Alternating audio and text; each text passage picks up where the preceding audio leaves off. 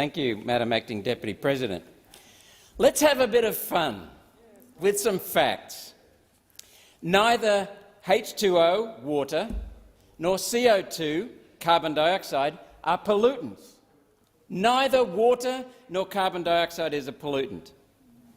The two products from burning hydrocarbon fuels, coal, oil, natural gas, are water and carbon dioxide. We have carbon in every cell of our bodies.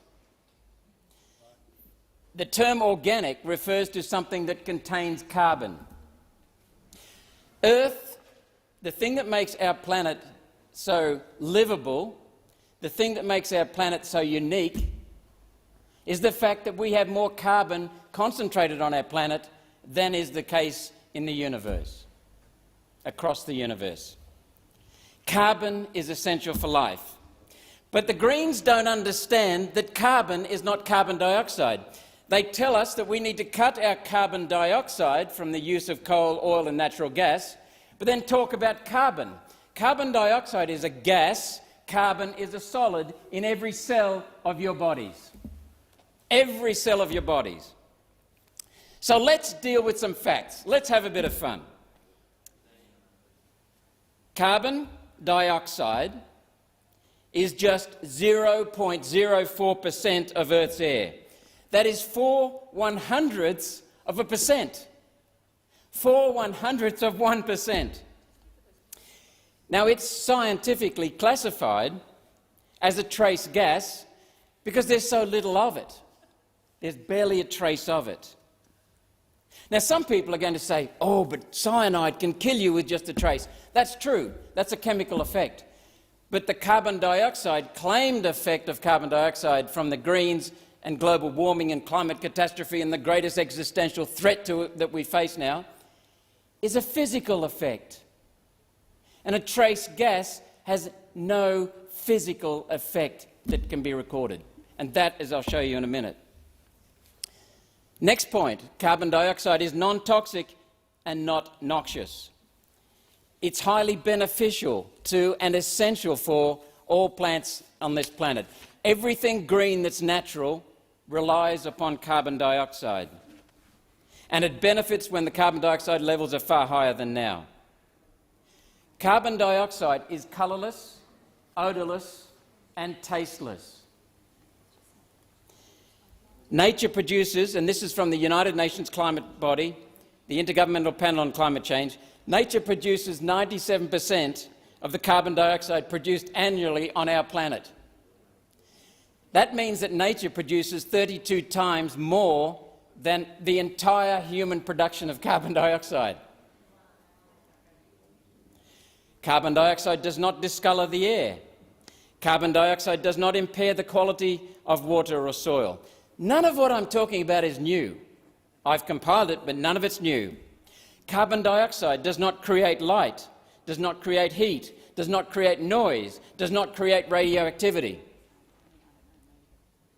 It doesn't distort our senses. It does not degrade the environment, nor impair its usefulness, nor render our environment offensive.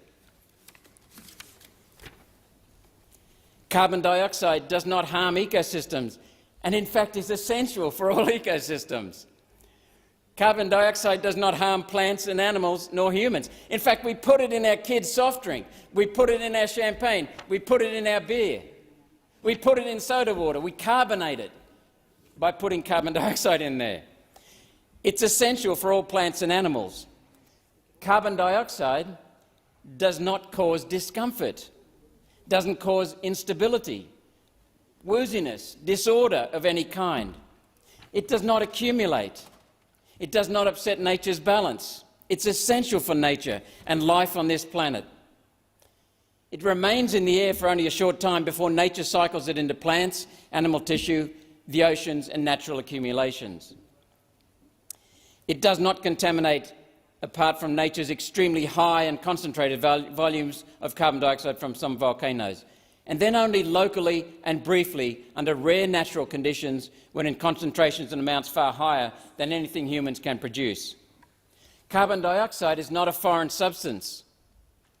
In the past, on this planet, Under the current atmosphere, there have been times when carbon dioxide levels were 130 times higher than the concentration in the Earth today. In fact, in the last 200 years, scientists have measured carbon dioxide levels up to 40% higher than they are today. But the IPCC, the Intergovernmental Panel on Climate Change from the UN, ignores those measurements, which were taken in some cases by Nobel Science Prize winners. Science Prize winners. And all they do instead is take one reading from one place over the last 70 years. As you can see from the list I've just read, carbon dioxide is not pollution. And the Greens are talking about doing an inquiry into carbon, yet they say that it's the carbon dioxide that's causing this climate change that is supposedly going on. So let's look at something else then. So carbon dioxide is not a pollutant. So the second stage then, let's have a look at this climate change crisis that the Greens are talking about. Well, I am unique in this Senate for holding the CSIRO accountable. All of the other senators have not done their job, and Senator MacDonald is the person who's pointed that out to me. Senator Ian MacDonald in the Senate in 2016, he pointed out that no one in this parliament has ever debated the science until I arrived. We still haven't had the debate because I've challenged the Greens. More than 525 days have they gone without responding to my challenge for a debate. Larissa Waters, Senator Waters, has gone more than 10 years, 10 and a quarter years now, without responding to my challenge for a debate. They won't debate me because they haven't got the science. So let's listen to the people who the Greens rely on for their science. So in my cross-examination of the CSIRO, and I've had 3 presentations and several sessions with Senate estimates, in their first presentation to me, under my cross-examination, the CSIRO admitted that they have never said that carbon dioxide from human activity is a threat, is a danger. Never. We don't need any of these policies, that means. So let's go to the next session we had with the CSIRO, and each of these sessions were 2.5 to 3 hours long. The CSIRO said that today's temperatures are not unprecedented.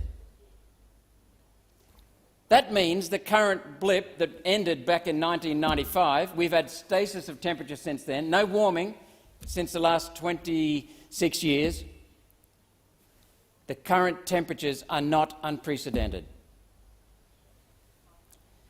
Third point, the CSIRO admitted that they and other bodies around the world rely for their predictions on unvalidated, erroneous computer models. That says 2 things. First of all, the models are wrong, they're erroneous, and they're unvalidated, yet they're making projections on using those. The second thing it says is it confirms they don't have the evidence, because if they had the evidence, they would have presented it. Instead, they come up with some lame models, which have already failed. The fourth thing that I mentioned about the so-called science is that when they failed to provide me with the empirical evidence proving that carbon dioxide from human activity affects the climate and needs to be cut, I gave them a very simple test. Show me anything unprecedented in Earth's climate over the last 10,000 years. They failed that. So then I gave them the absolute simplest goal, and that was to simply provide me with scientific evidence, empirical evidence, showing that there has been a change, a statistically significant change in any factor in Earth's climate, and they failed that. They can't even point to a change in climate, because we all know that climate varies quite naturally, most of it cyclically, but sometimes combination of cycles make sure that it looks like it's highly random. So that's the point. Not only that, there are scientists who I've communicated with directly, including members who were lead authors for the United Nations Intergovernmental Panel on Climate Change. Dr. John Christie, for example, a lead author until he left that institute, because the United Nations climate body, because of the corruption. He was disgusted, sickened by it. These and many other scientists have confirmed to me that nowhere in the world has anyone ever presented any empirical scientific evidence showing that carbon dioxide from human activity affects climate and needs to be cut. Nowhere, anywhere. Not NASA's Goddard Institute of Space Studies. Not NASA. Not the UK Met Office. Not the Bureau of Meteorology. Not CSIRO. Not any university. Not any academic. Not any science paper. Not any journal. Check for yourself. Tell me if I'm wrong. The third thing I want to say is that the Greens' lunatic policies are based not on science. You'll notice that Senator Rice, in her comments, never once mentioned any proof of causation. Never once. Instead of substitutes for science, they use emotion, stories, fantasies, dreams, promises. That's all they have. Policy needs to be based on specific, quantified cause and effect. This much carbon dioxide is growing because of humans, and this much is the impact. Never has that been presented anywhere in the world. The CSIRO has failed 3 times with me, and never has it been done by anyone. So once we have that measured effect, which no one has produced so far, then and only then can we shape a policy. Then and only then can we measure the progress along the road of implementing that policy. Without that, it's fundamentally flawed. And then, if we had the connection specified, quantified, then we can cost it to see the benefits of Senator Rice's dreams and fantasies versus the impact on our human species of this climate madness that people are going on with. As a result of this madness, both the Liberal Nationals and the Labor Party have driven our electricity prices from being the lowest in the world to the highest in the world, all on unicorn farts, rainbows, nothing else, nothing substantial, claims of carbon pollution. And then we have this telling factor. The number one factor that has driven the last 170 years' rapid improvement in human standards of living has been the relentless decrease in prices of energy. From 1850 until about the mid-90s. And since then, in Australia, we have gone the other way. We've started to increase prices. And we've now doubled and tripled prices in some areas for electricity, and nothing has changed. Coal-fired power stations have become more efficient, and yet we have an increase in price because of the artificial regulations, the artificial impediments on the most productive and efficient source of electricity generation, the subsidies for the dreams of solar and wind, which are inherently high and will never catch up with coal or hydro or nuclear. So we have had a relentless increase in prices of electricity over the last 170 years until 25 years ago. That relentless decrease in price of electricity and energy meant an increase in productivity and an increase in wealth. That's what's led to humans now living longer, safer, easier, more comfortably, more healthily, and with far many choices than anyone could ever have imagined. This Greens lunacy, this calling carbon dioxide carbon, calling a gas a solid, is driving a decarbonisation that is, in effect, deindustrialisation. Deindustrialisation. Look around us. This is what will disappear all the material benefits we've had over the last 150 years. Opinion and emotion is not science. There is no need to have this reference to the committee because there is no science underpinning the Greens' call for this reference. We need to get back to the facts, get back to straight logic, stop dreaming, and think about the many people who are benefiting from the wonderful hydrocarbon fuels, natural gas, coal and oil, and look after the people of this planet. Thank you.